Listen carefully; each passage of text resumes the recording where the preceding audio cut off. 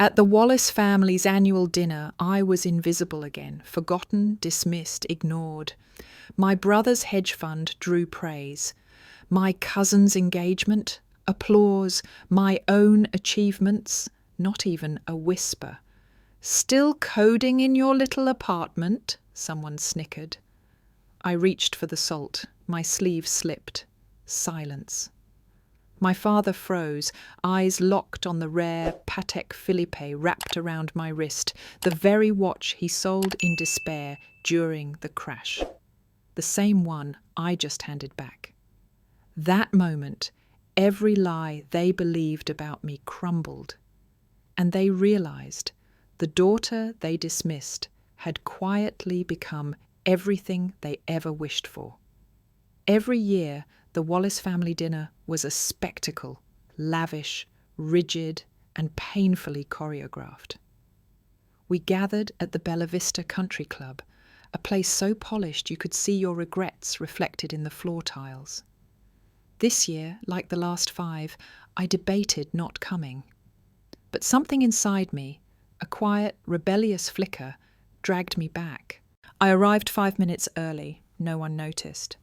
As I stepped through the grand entryway, I caught glimpses of my siblings and cousins laughing loudly, the kind of performative joy curated for Instagram stories.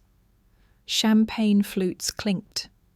Designer heels echoed on the marble floor.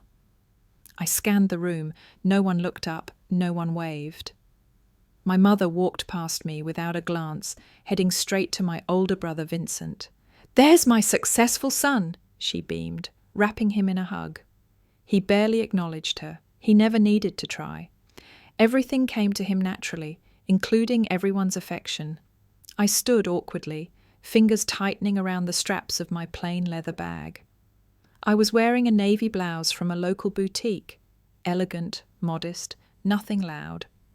Compared to the sea of Armani, Chanel, and Hugo Boss, I looked like the help.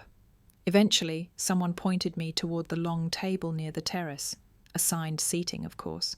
I was placed next to Uncle Paul, who had trouble remembering my name. Across from me sat Marissa, a cousin who once said I reminded her of a backup dancer in a Broadway play that got cancelled. Dinner began with the usual fanfare: roast lamb, truffle risotto, insincere toasts. Vincent stood up to give a short speech about his latest hedge fund acquisition. People clapped. My mother looked at him like he was a deity sculpted in Ivy League gold. Then came the real entertainment, the interrogation phase. "So, Evelyn," Aunt Cora began, tilting her wine glass, "still doing that little tech thing?" "Yes," I replied with a tight smile. "It's going well." "Well," she repeated mockingly. "We all have our hobbies, I suppose. But at your age—" "She's 42, Vincent interrupted, chuckling. "Not too late to pivot into something stable." I swallowed the insult, even as my cheeks burned. Marissa leaned over. "You should meet my friend Olivia. She's doing non-profit work in Cambodia. Maybe you two could collaborate or something." I forced a smile. I knew what that meant. Find someone who understands your weird little world, they used to say. Translation, someone who also doesn't fit. As the meal dragged on, I watched the family dynamic play out like a Broadway show. Each character scripted and predictable. The golden child, the doting mother, the passive father, the ornamental aunts. And me? The glitch in the system. When the desserts arrived, creme brulee with edible gold, my mother finally addressed me directly. "Evelyn, you haven't said much. Still living in that tiny loft downtown?" "Yes," I answered. She nodded, lips pursed. "Well, you always liked small spaces. And quiet." What she meant was, "You've always been small." What no one noticed was the notification on my phone that buzzed just beneath the tablecloth. $310 million. Finalized. The M&A deal we'd been chasing for months had just closed. My company now officially held a valuation north of $11 billion. But I said nothing. That's the thing about being the family embarrassment. You get used to folding yourself into the background, even when you're carrying a fortune on your shoulders. I excused myself quietly, heading to the powder room. In the mirror, I saw someone I barely recognized. My hair was perfect, makeup natural, posture straight, but there was a storm brewing behind my eyes. The storm of years, decades of being underestimated, misunderstood, dismissed. When I returned, no one noticed. Again. I sat down and reached for the salt. That's when it happened. My cuff slipped back slightly, just enough to reveal the edge of the watch. My father's eyes, previously glazed with disinterest, snapped to life. He leaned forward, nearly knocking over his glass. "That watch," he said hoarsely, his voice cracking. Everyone turned to look. In that moment, something shifted. The air thickened. Time slowed. And for the first time all evening, every pair of eyes at the table was on me, not in ridicule, but in disbelief. My father stared like he'd seen a ghost, but it wasn't me he was seeing, it was the watch. He stood slowly, pushing his chair back with a screech. "That can't be," he muttered, coming closer.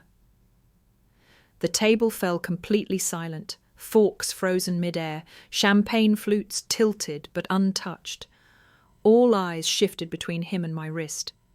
"What is it, Dad?" Vincent asked, a smug grin still playing on his lips.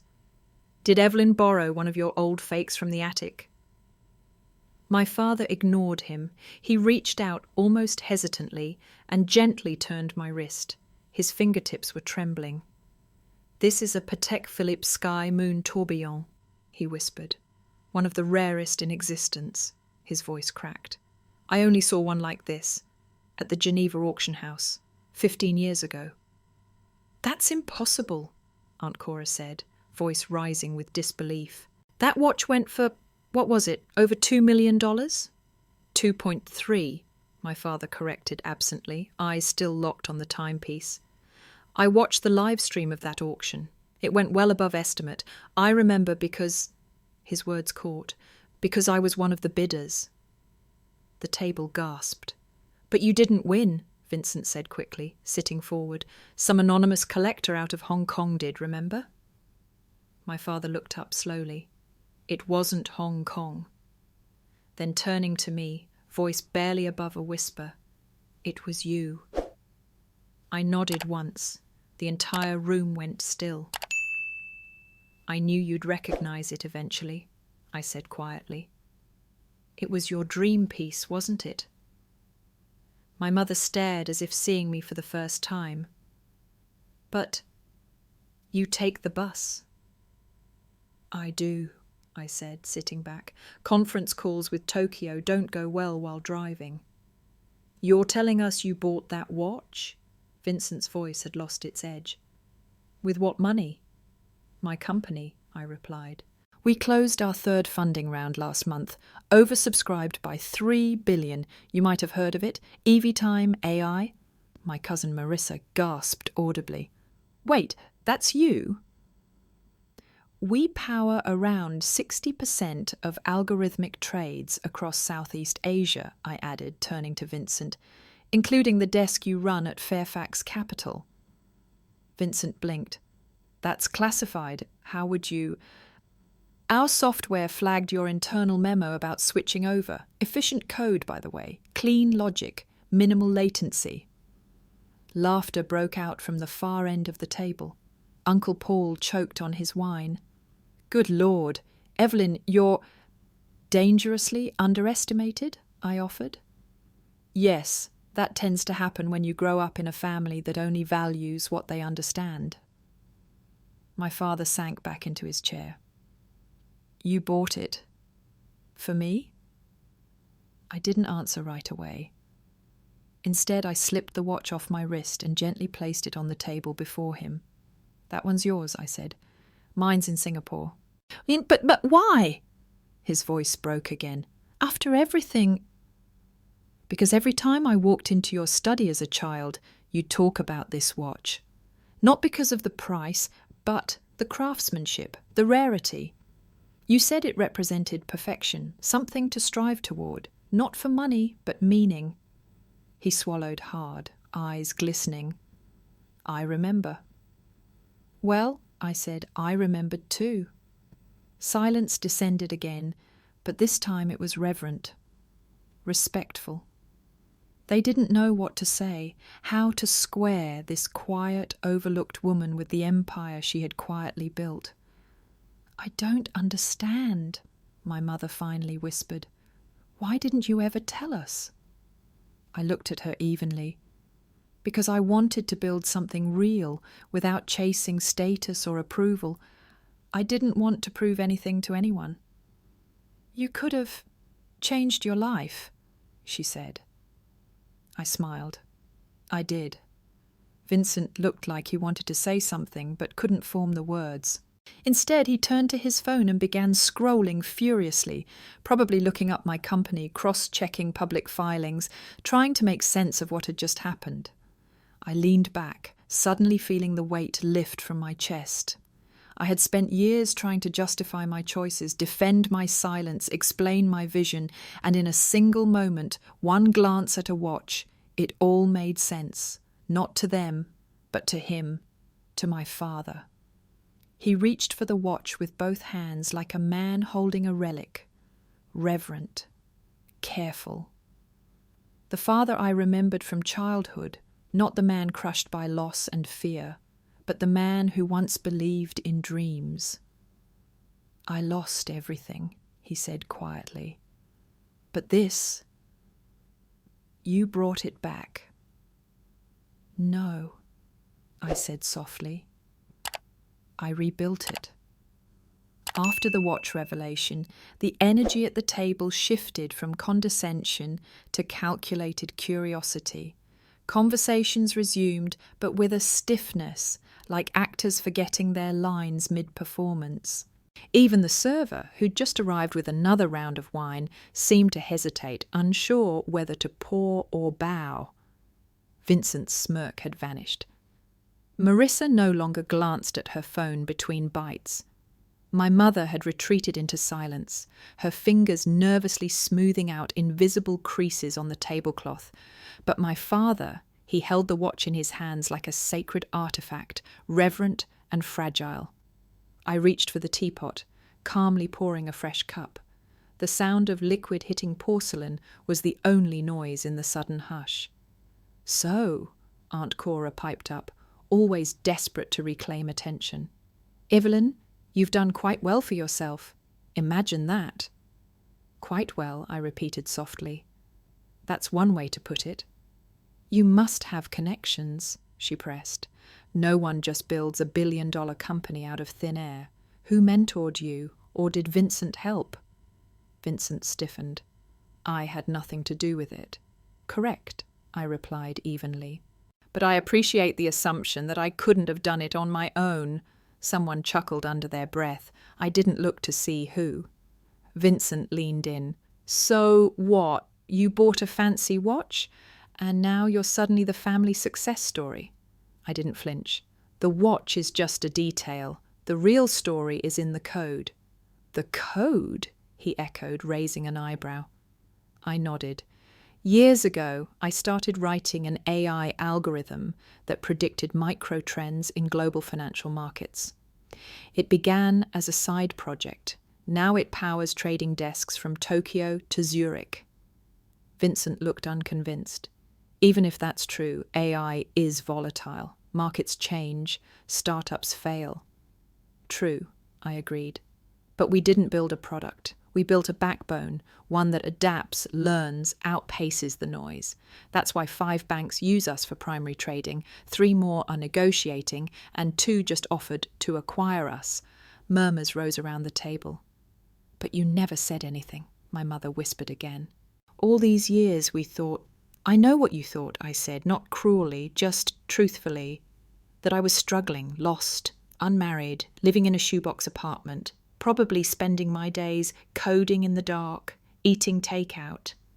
She didn't deny it. I sipped my tea. There's freedom in being underestimated. No expectations, no pressure, just space to build. But why come tonight? Marissa asked, voice more curious than mocking now. Why not just stay above it all? I looked down at my cup, because some things are still worth showing up for. The words hung in the air, and they knew I didn't mean the lamb or the risotto. Vincent suddenly narrowed his eyes. You said earlier your watch is in Singapore. Yes, I replied. This one, I gestured toward the watch in my father's hands, is his. But you said you have two. I nodded. There were only 2 known Sky Moon tourbillons at that auction, he said slowly. You mean to tell me? Yes, I said. I bought both. Gasps again. Even my mother's jaw dropped slightly. That's nearly $5 million, someone whispered. 5.2 with premiums, I corrected. But one of them was never meant to be worn. It was meant to be returned. My father looked up, eyes brimming again. But why now? He asked. After all this time, I met his gaze. Because I needed to be sure I earned it, that I wasn't just buying memories to ease resentment, that I could return it without asking for anything in return. He looked away, ashamed perhaps, but I didn't need an apology. The weight of the years we lost was already speaking loud enough between us. My father sat back, the watch still cradled in his palms, like something too precious to set down. He didn't say thank you, but he didn't need to. The way he stared at it, silent, reverent, was enough. This wasn't about wealth. It was about something deeper. Time lost, dignity restored, a fragment of self finally returned. Across the table, Vincent wasn't ready to surrender the spotlight. Okay, he said, voice clipped. So you bought some watches, great, but don't act like you're suddenly royalty just because you caught a few good breaks in tech. I turned to him slowly. You think this was luck? Isn't it? He said, shrugging. Tech's a lottery. You code, hope it hits. Most don't. I held his gaze.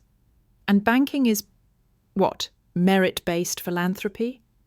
Vincent, you operate in a system designed to reward sameness. I had to build my own. He scoffed. And what? Now you want a medal? No, I said softly. I want peace. He blinked, confused by my answer.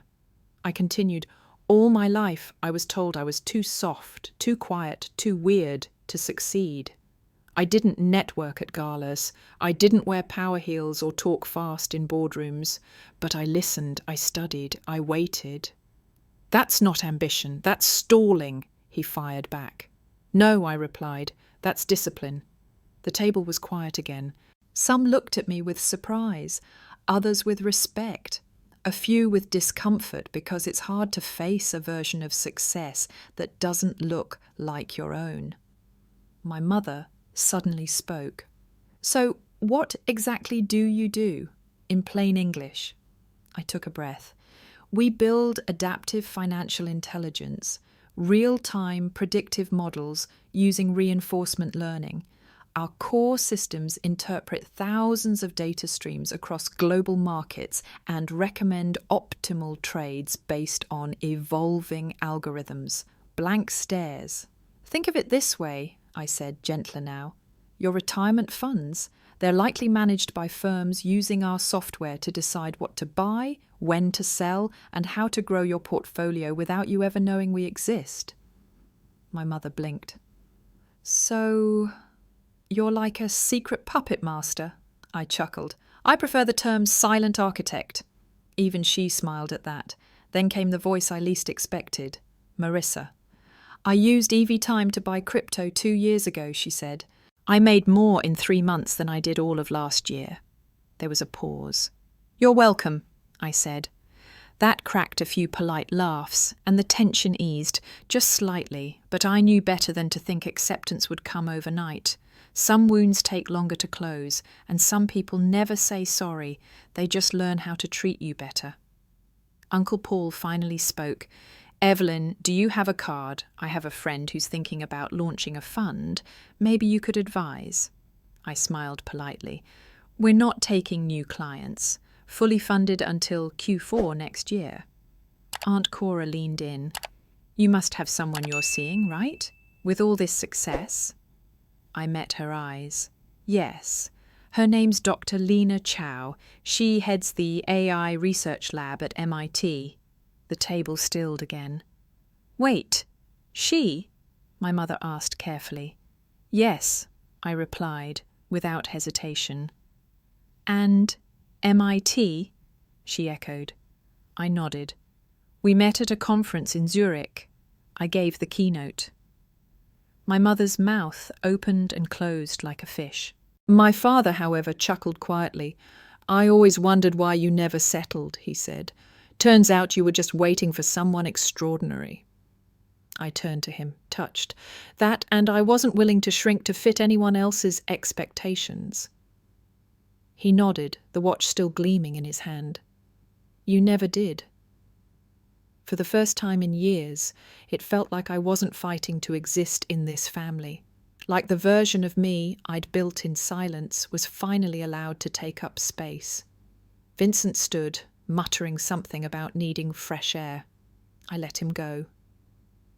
Some people only understand value in terms they already know. He would need time, and maybe a few more losses, to catch up. As dessert arrived, the conversation turned to lighter things, stocks, travel, the weather. But every now and then someone snuck a glance at me, not with mockery, but with recognition. That night I didn't reclaim my place in the family. I created a new one. The evening had softened, but the tension hadn't vanished. It had simply changed form. Like fog turning to mist, it lingered in the corners of every glance and word. People now approached me like I was a puzzle they hadn't solved yet, cautious not to offend, curious enough to circle. But Vincent hadn't returned from his smoke break, or maybe he just needed to get away from a version of me that no longer fit inside the box he'd kept sealed for years.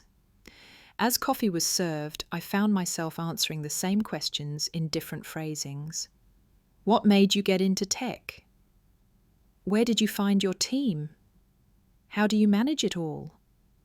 Everyone suddenly wanted a piece of the formula, a shortcut to building what I had built without the years of being ignored, but I gave them nothing they could sell. Across the table, my father watched me closely, not with suspicion, but with quiet awe. Every now and then he'd glance down at the watch like he couldn't believe it was real, or that I had returned it freely, with no strings attached. I didn't know, he said softly during a lull, just between courses. I thought you'd turned away from everything I tried to teach you. I looked at him for a long moment.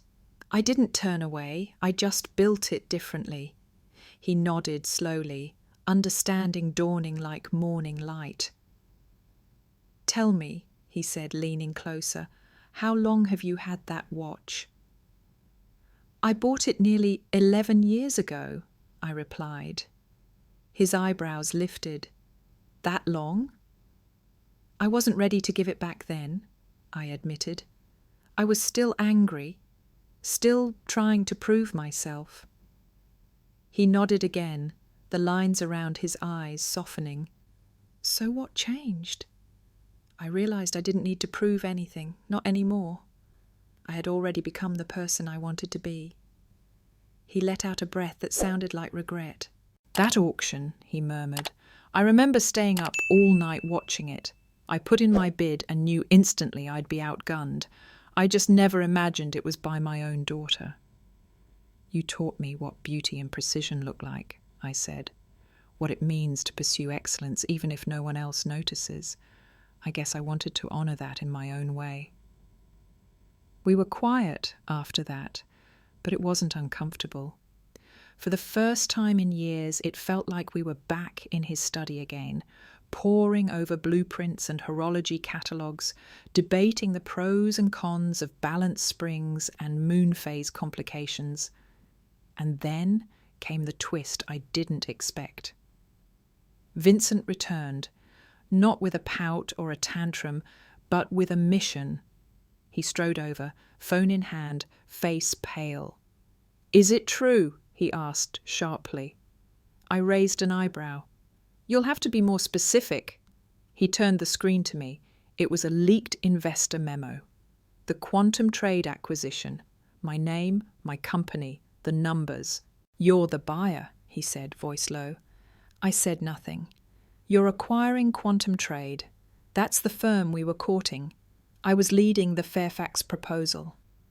The table went still again. Even my father tensed. "You're buying out the company I was trying to merge with?" he asked. I nodded. "We closed initial negotiations last week, still under NDA until Monday, but I suppose the market has its leaks." "You—" His voice cracked. "You knew I was courting them." "Of course I did," I said. "But I also knew what they needed. And it wasn't another bank. It was autonomy, tech, integration, and long-term scalability." His fists clenched. "You did this to spite me." "No," I said. "I did it because it was smart. You just happened to be in the way." The truth hit him harder than any insult. He staggered back, unable to respond. Aunt Cora muttered something about competitive siblings. Marissa looked both horrified and fascinated. But my father, he was smiling, just slightly, because he understood something the others didn't. This wasn't about revenge, it was about precision, about winning the long game. Vincent stood frozen, one hand still gripping his phone, the other clenched at his side. He was unraveling, not because he'd lost a business deal, but because he couldn't comprehend how I, the quiet disappointment, had bested him at his own game, not by luck, not by chance, but with a plan. Years in the making. "You blindsided me," he said finally, voice low and sharp. "This was personal." I kept my gaze steady. "No, Vincent, you just think everything is about you. This wasn't personal, it was strategic. You happened to be standing in the wrong place." "But you knew—" "Yes, I knew exactly what you were doing. I read the internal projections Fairfax submitted. Your deal structure was built on leverage and assumptions you couldn't back up. Quantum needed stability. I offered that." He looked like he'd been punched. "You read our files?" I didn't answer. The truth was, yes.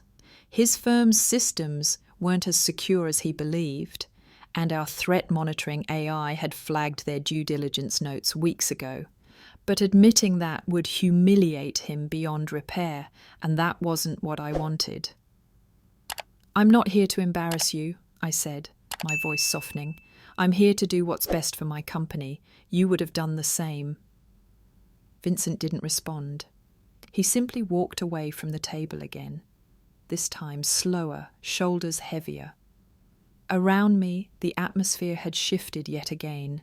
No longer curious or skeptical, the room was now in awe and a little fearful.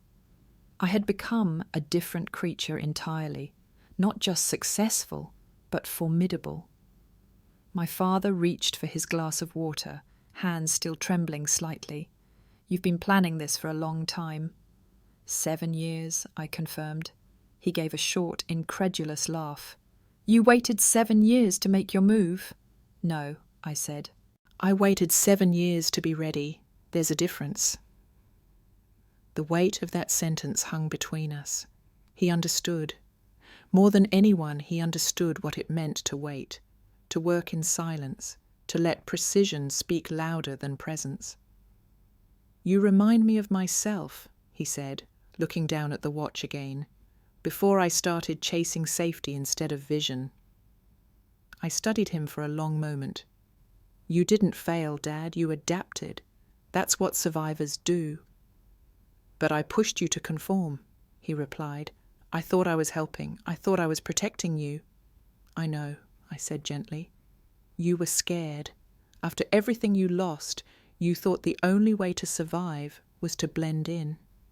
He looked up at me with something close to shame. "But you didn't blend. You built."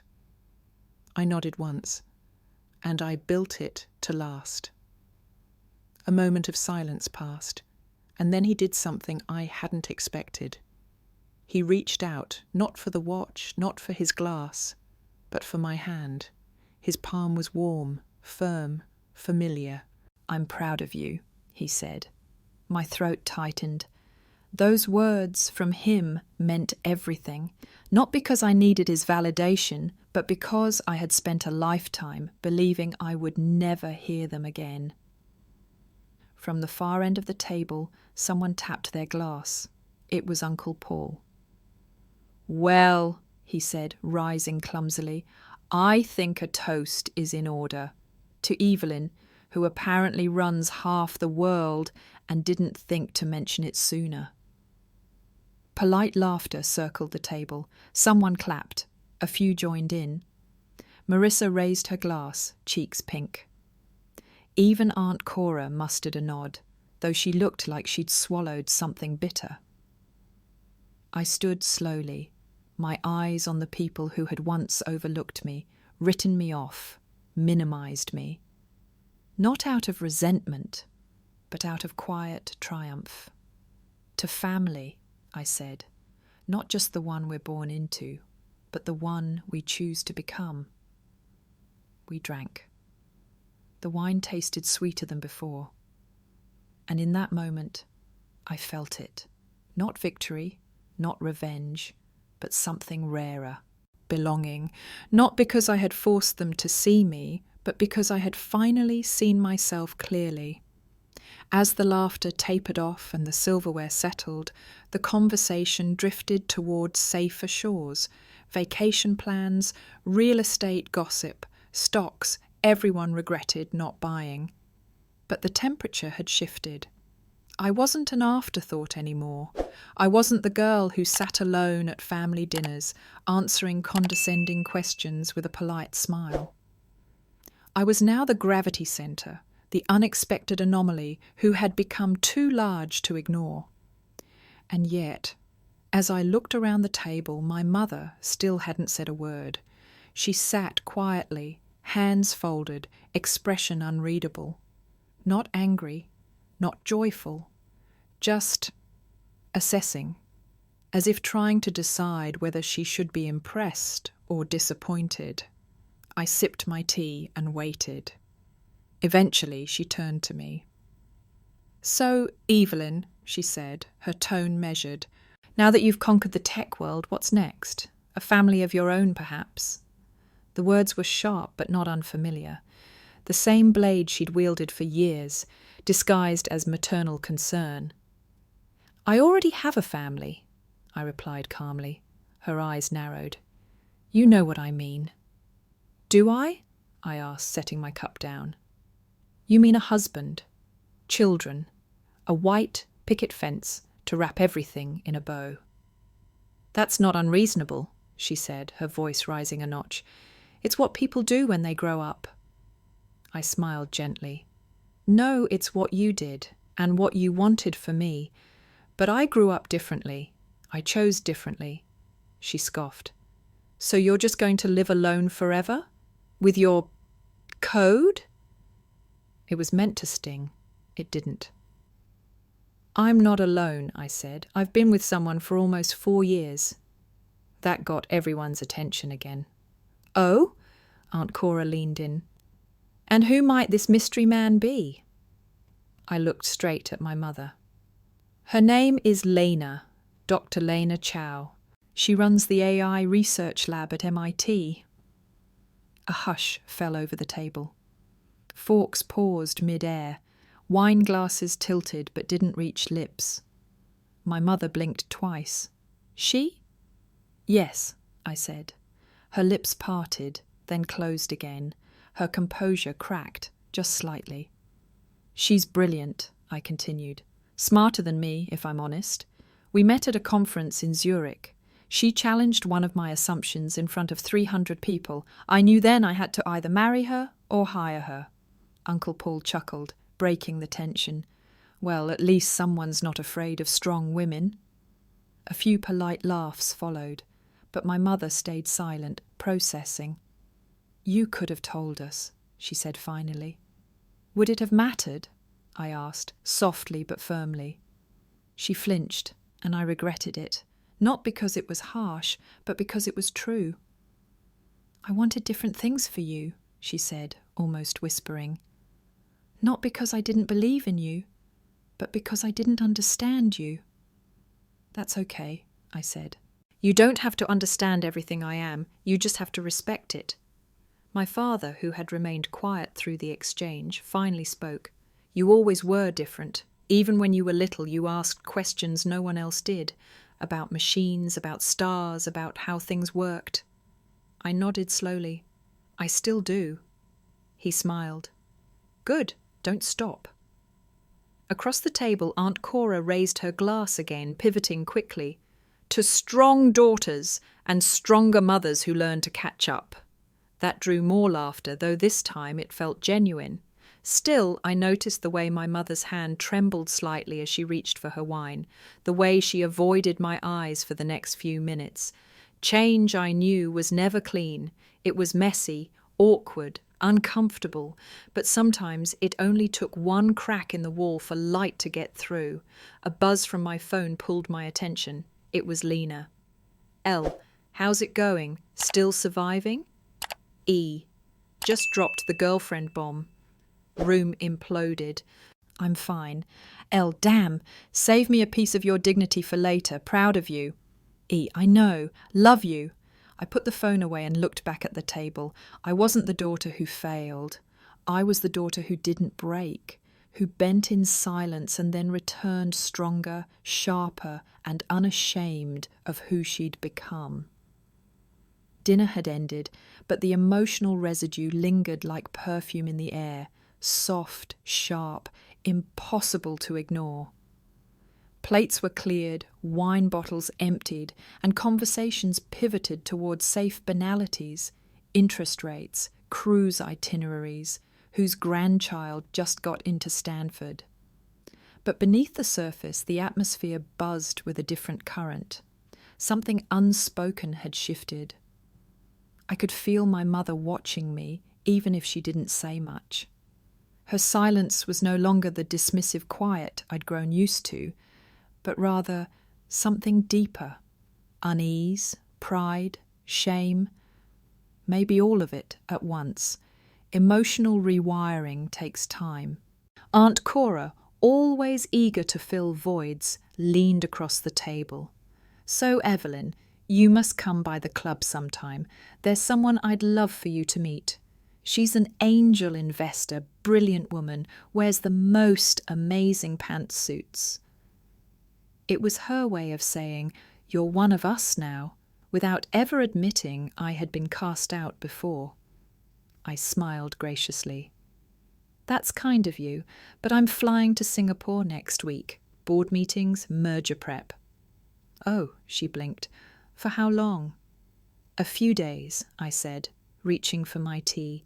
Might stay longer if Lena joins me. At the mention of Lena's name, Aunt Cora straightened, recalibrated her expression, and nodded tightly. Of course. Bring her by next time. We're very inclusive now at the club. The hypocrisy would have stung years ago. Now it simply amused me. As people began to leave the table to retrieve coats and call for their drivers, my father stood and motioned for me to follow him outside. We stepped onto the patio, the night air brisk but clean. A few stars blinked through the haze of city light. For a moment, we said nothing. Then he spoke. You know, he began, hands in his pockets, after the crash, I lost more than money. I turned to him, waiting. I lost my confidence, my vision, the ability to dream big without fear. You were scared, I said gently. I was humiliated, he corrected. And when I looked at you, I saw someone chasing something uncertain. I didn't want that for you. I know, I replied, but you forgot that you were the one who taught me to chase in the first place. He let that sink in. You were always watching, weren't you? Always. He looked down, nodding slowly. I used to keep a photo of that watch on my desk, even after I sold it. I know, I said. I saw it every time I came into your study. It became a symbol, not of money, but of meaning, of obsession, of craftsmanship. And now, he said, voice faltering slightly, you've brought it back. I've brought you back, I corrected softly. He looked at me then, eyes shining under the dim terrace lights. Why didn't you tell me sooner? Because I needed to know I was doing it for the right reasons, I said. Not to prove you wrong, but to prove to myself that I was right. He smiled, eyes crinkling. You were. You are. I pulled something from my coat pocket, a small leather case. I opened it, revealing a polished vintage timepiece, one of the few from his collection that hadn't resurfaced in decades. His breath caught. The Jaeger? I nodded. Found it through a private collector in Berlin. It's not restored yet, but I'm working on it. He took it with trembling fingers, turning it over slowly, like he was holding a piece of his past made whole again. I'm rebuilding the entire collection, I said, one piece at a time, quietly. He chuckled. Just like your company. Exactly. Waha, we stood there in silence, father and daughter, time stretching between us like a bridge being rebuilt in real time. Then he said something I never expected. You know, Evelyn, I used to wonder if I failed you by not understanding who you were becoming. I looked at him. You didn't fail me.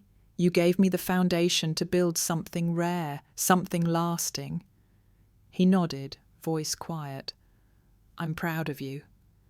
For once, there was no tension in the words, no caveat, no hesitation, just truth, and it meant everything.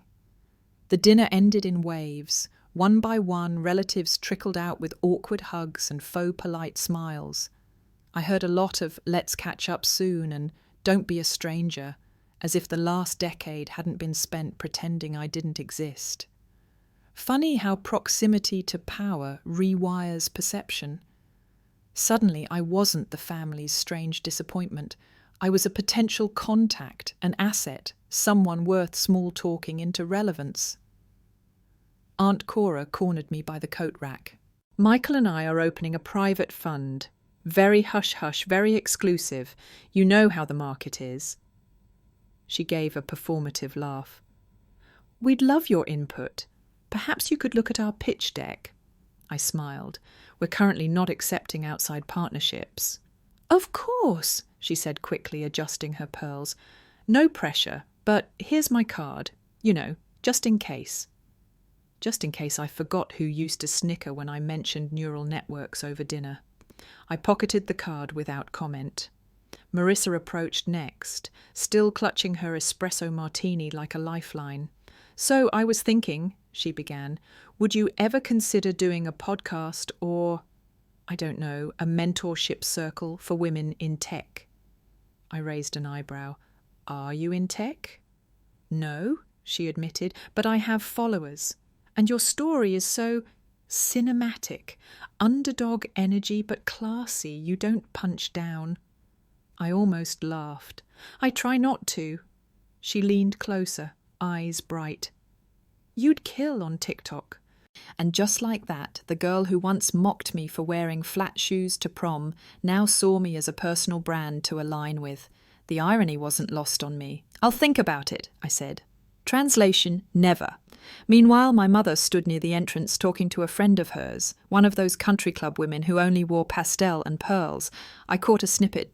She's always been very private, my mother was saying. Focused, driven, like her father.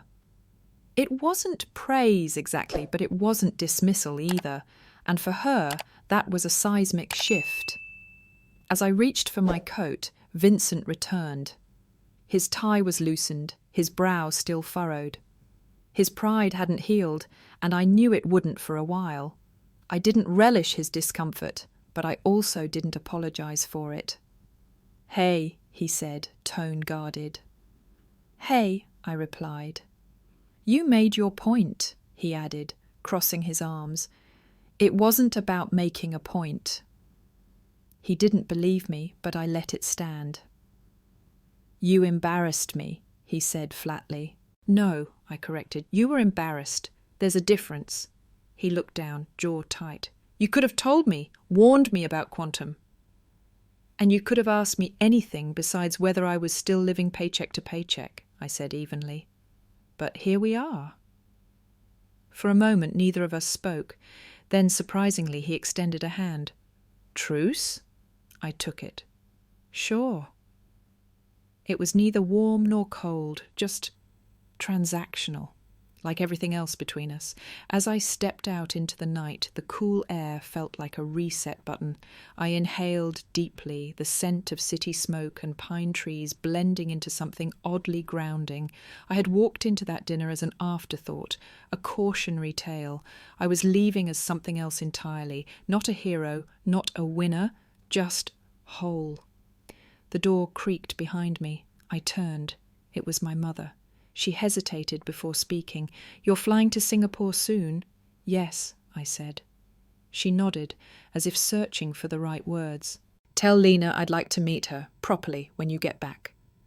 That small sentence felt heavier than all the ones before it. I will, I said quietly. Then softer. Thank you. She nodded again, not trusting her voice. I turned and walked to my car, not the flashy kind, just a modest electric coupe. My jet waited for me at the airport. My team would meet me in Singapore. My company was making moves that would echo across an entire industry.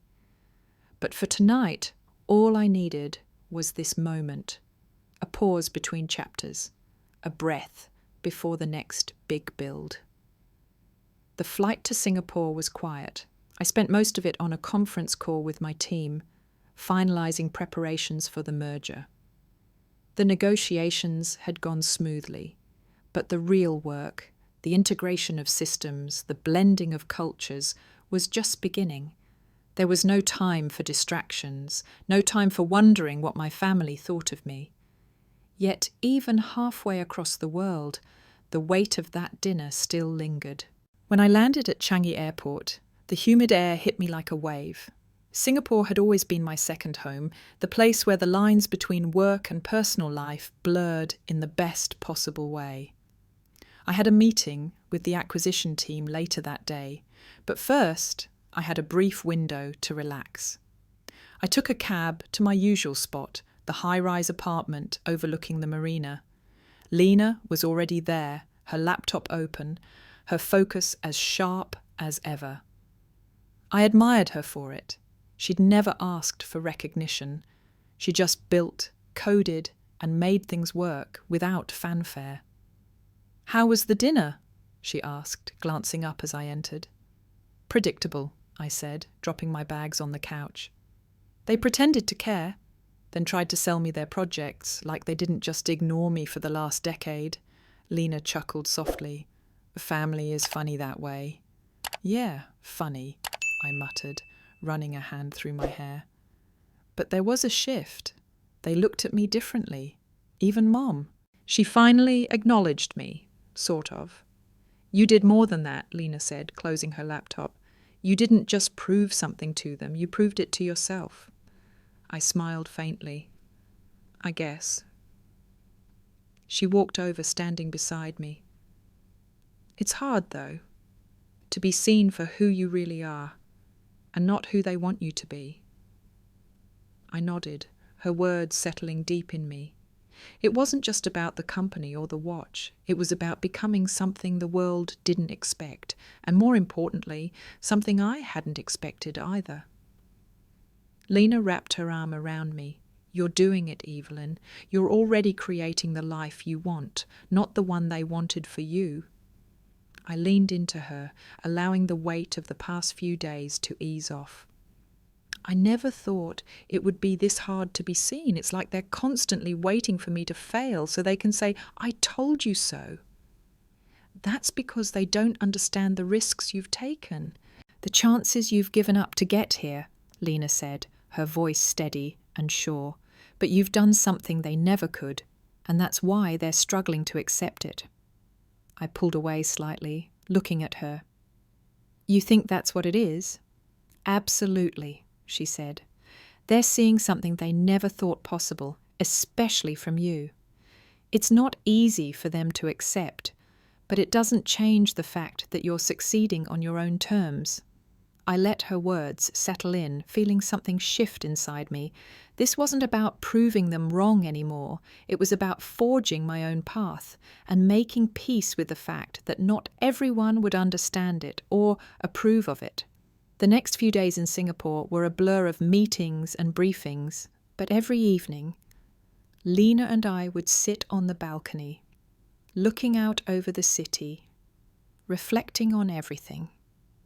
I didn't need validation from my family to know that what I was building was real, but there was a part of me that couldn't help but wonder, would they ever truly see me for who I had become? Or would I always be that lost daughter in their eyes? The following week, the deal went through. The acquisition was final, and we were officially integrating Quantum Trade's operations into ours. It was a monumental step forward, one that cemented our position as the largest AI-powered trading platform in Southeast Asia. There was no turning back now. But despite the success, I couldn't shake the feeling of unfinished business. I was sitting at my desk that morning when I received a message from my mother. "Evelyn, I've been thinking. I'd like to come see you in Singapore sometime. When you have time, I want to learn more about what you've built. Not because I have to, but because I'm proud of you." I stared at the screen, unsure of what to feel. Proud of me? After all this time, after all the years of doubting and dismissing, I had spent my entire life trying to prove that I wasn't a failure. But maybe the true victory wasn't in their approval. Maybe it was in accepting myself, no matter what they thought. I typed back, "I'd love to see you. I'll make time." And with that, something shifted again. This time, not because of what I'd built or accomplished, but because of the family I had left behind and the one I had created for myself. There would always be unfinished business, things left unsaid, unhealed wounds.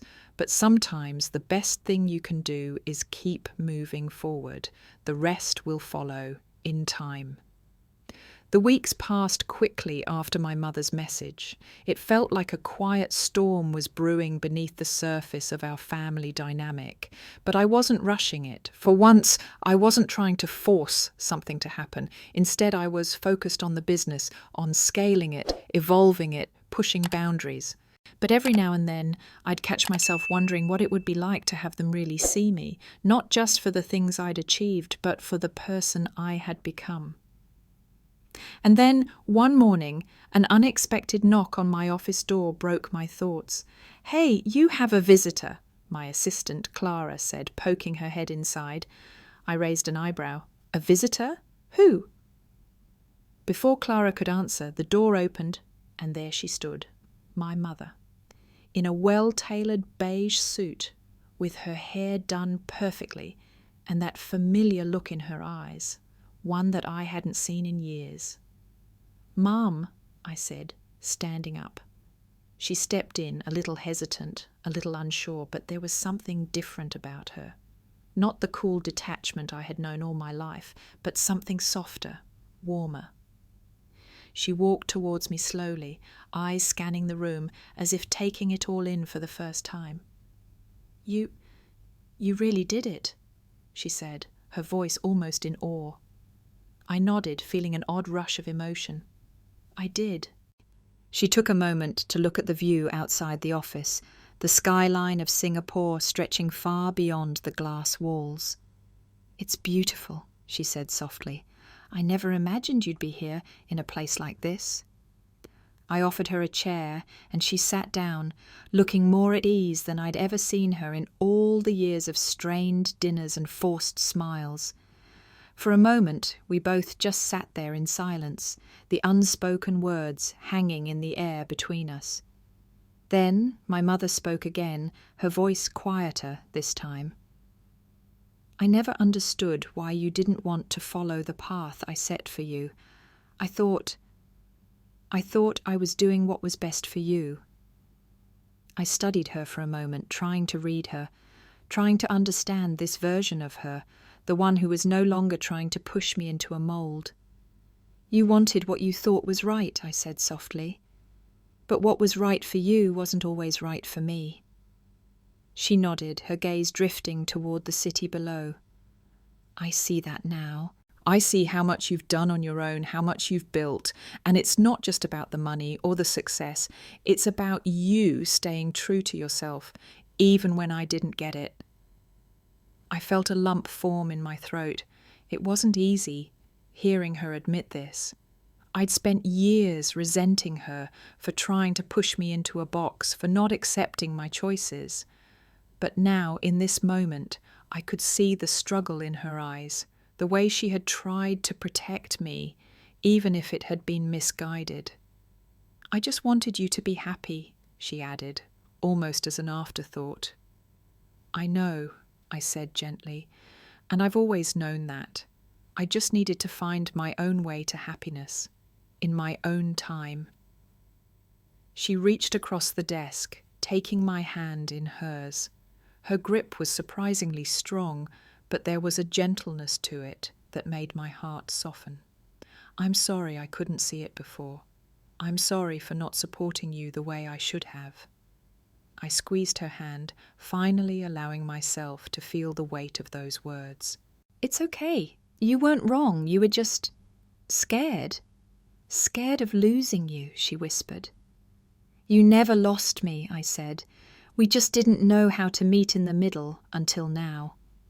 There was a long pause, and for the first time in years, the silence between us didn't feel uncomfortable.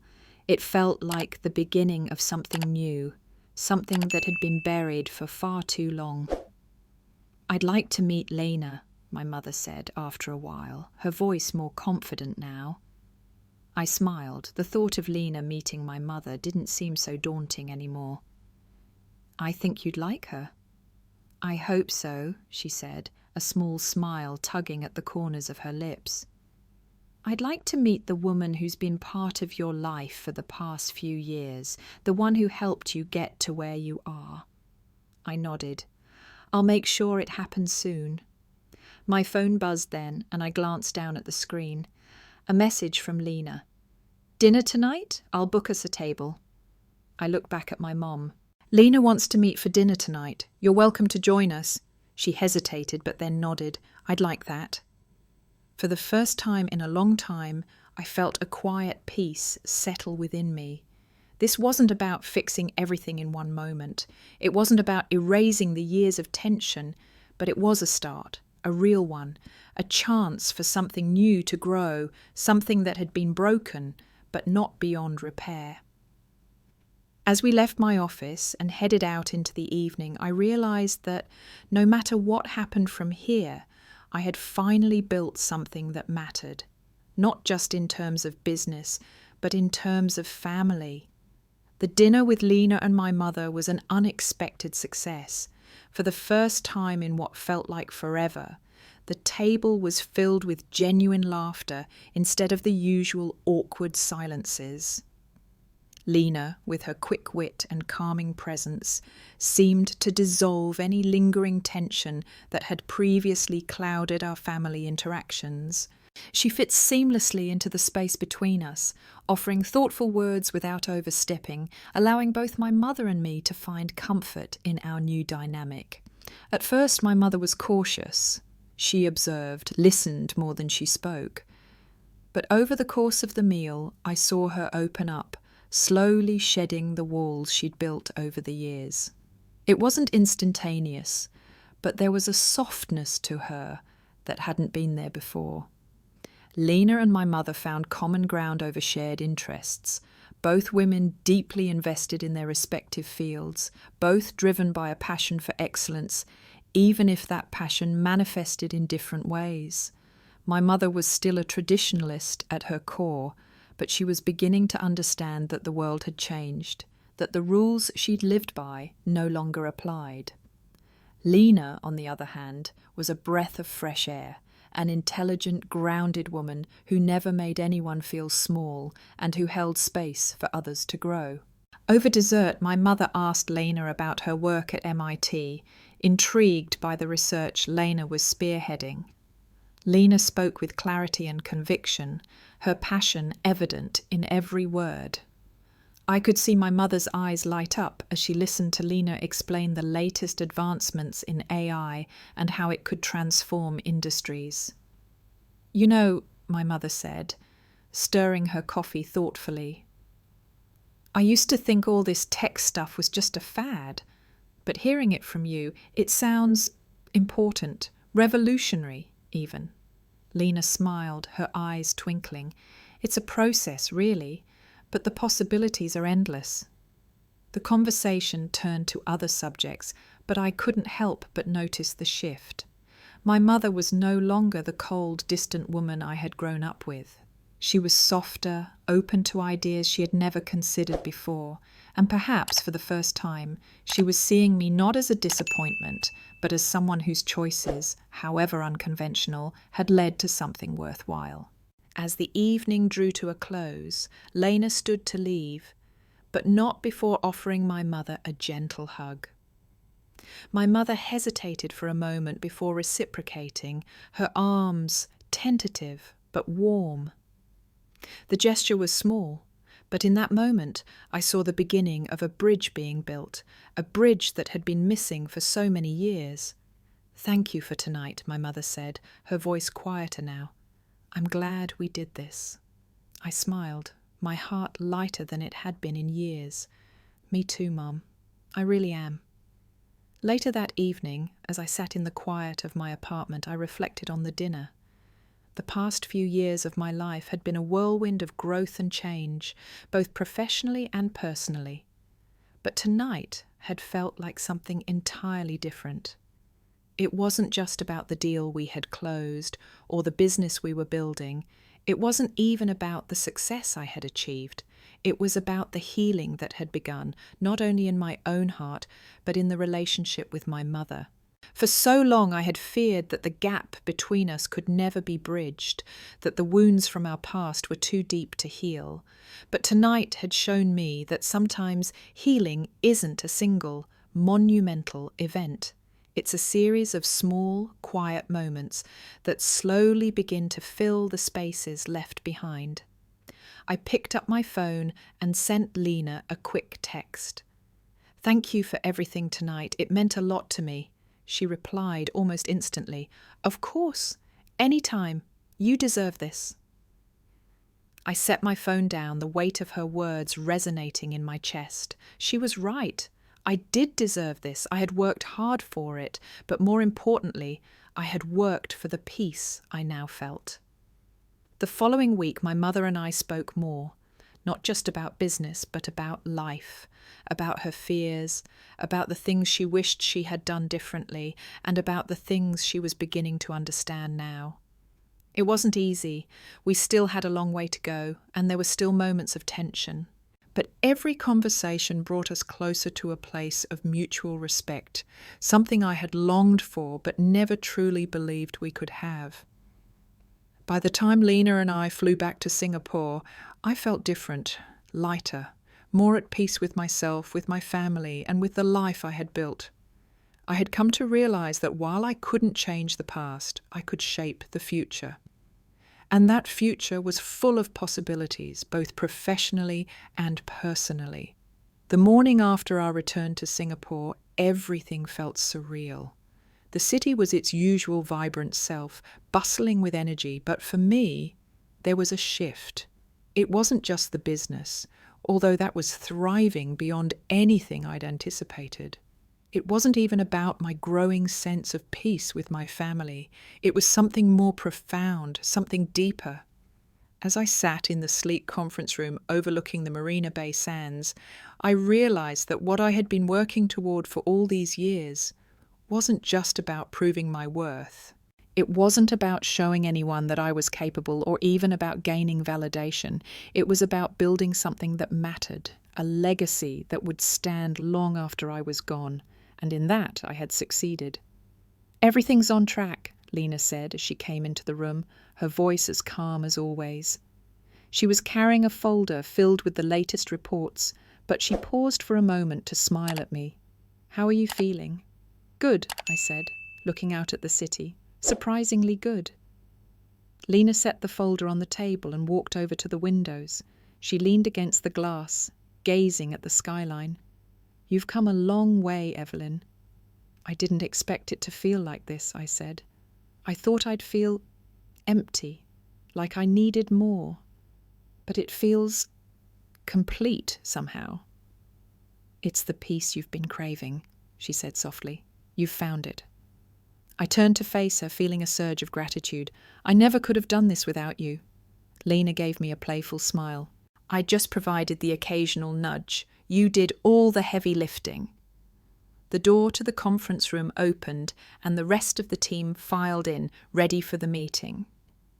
We went through the agenda, discussing the final steps of the merger and upcoming projects, but my mind kept drifting back to that conversation with Lena. The feeling of finally being at peace. The realization that I had built something that would stand on its own. By the time the meeting wrapped up, I was both mentally and physically drained. The pressure of the past few weeks had taken its toll, but I couldn't shake the feeling that something was still waiting. Something important. Lena and I stepped out of the conference room, and as we made our way toward the elevators, I received a message from my mother. "I'm coming to Singapore next week. I want to meet Lena. Let me know when you have time." I stared at the text for a moment, surprised by how quickly things were moving. A few months ago, the idea of my mother willingly coming to see me, let alone meet Lena, would have been unimaginable, but now it seemed like another step toward healing. "I think my mum's coming to see us next week," I said to Lena, showing her the message. Lena raised an eyebrow. "That's quick." "I know," I said, laughing softly. "I think she's finally ready to meet the woman who's been a part of my life for the past few years. I think we're both ready." We arrived at the lobby and stepped into the waiting car. As the car pulled away from the building, I felt the familiar pull of nostalgia. I had grown so much in this city, but something about being here in this moment felt like I was starting a new chapter, one where I could embrace both my past and my future without fear. As the car drove through the city, passing the familiar landmarks, I found myself thinking about the past, the years of being overlooked, of being dismissed as the failure in the family. But none of that seemed as important now. What mattered was the future.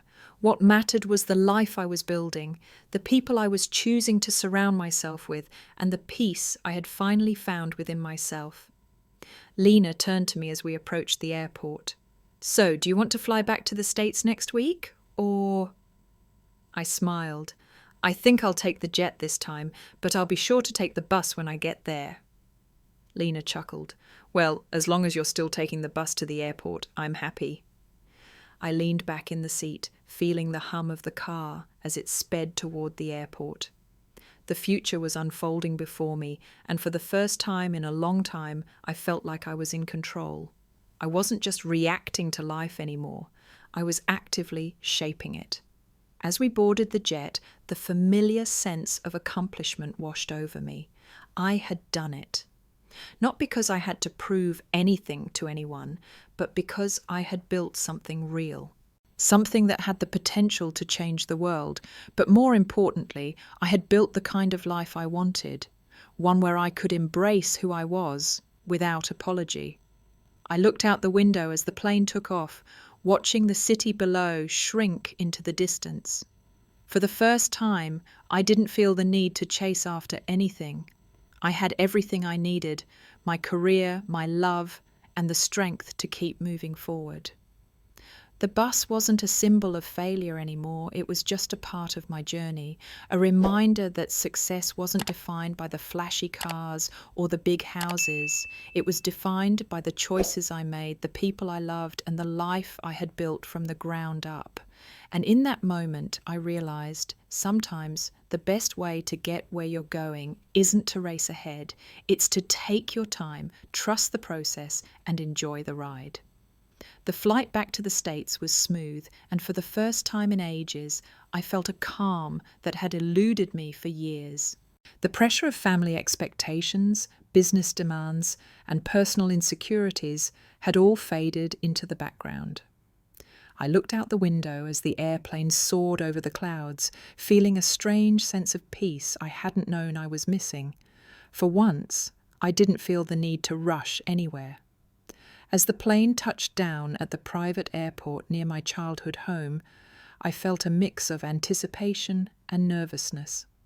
It had been years since I'd been back in the same city where it all started, where my family still lived, where I had been labelled as the failure. I had been so focused on proving everyone wrong, on building my empire, that I hadn't really thought about the home I'd left behind. Lena was with me, of course, and I could sense her quiet support. She didn't need to say much, her presence was enough. I'd spent so many years chasing after a version of success that would earn my family's approval, but now I realized it was more about finding peace with myself and accepting that not everyone would understand or accept my journey. We made our way to my parents' house. It was the same as I remembered, the same grand, imposing structure that had always felt like a symbol of my family's status and expectations.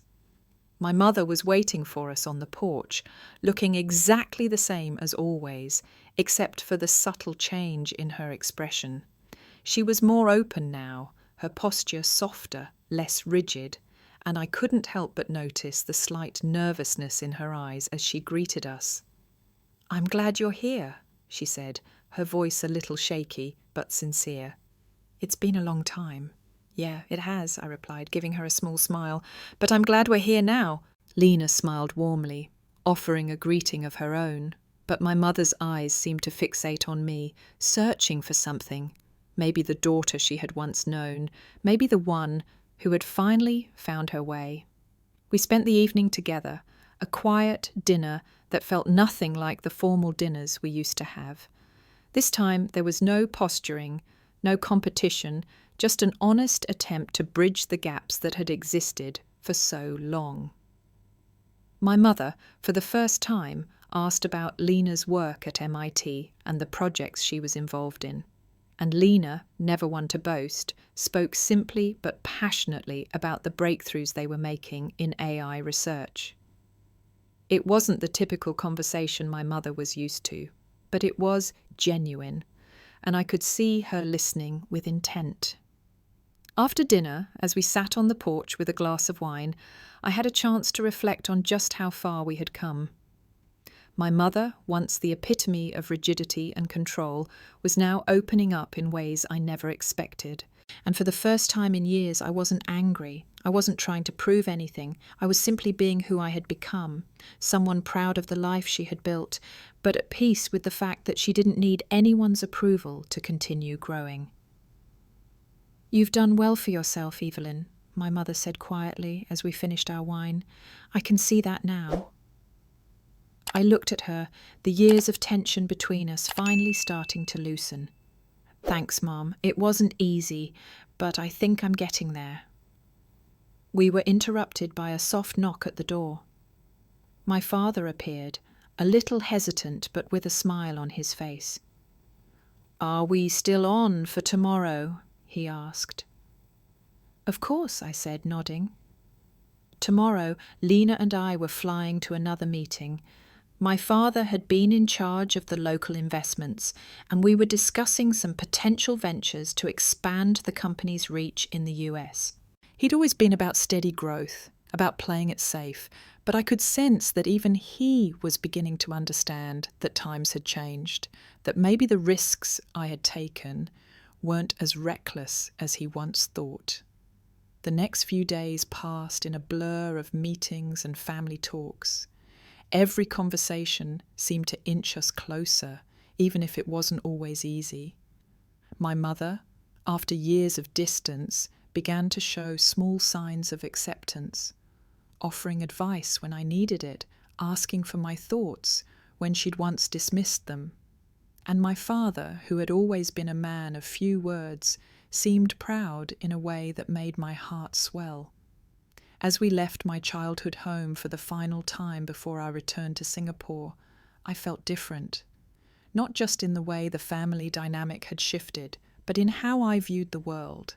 The jet had taken me from one place to another, physically and mentally, but it wasn't the jet that had changed me, it was the journey.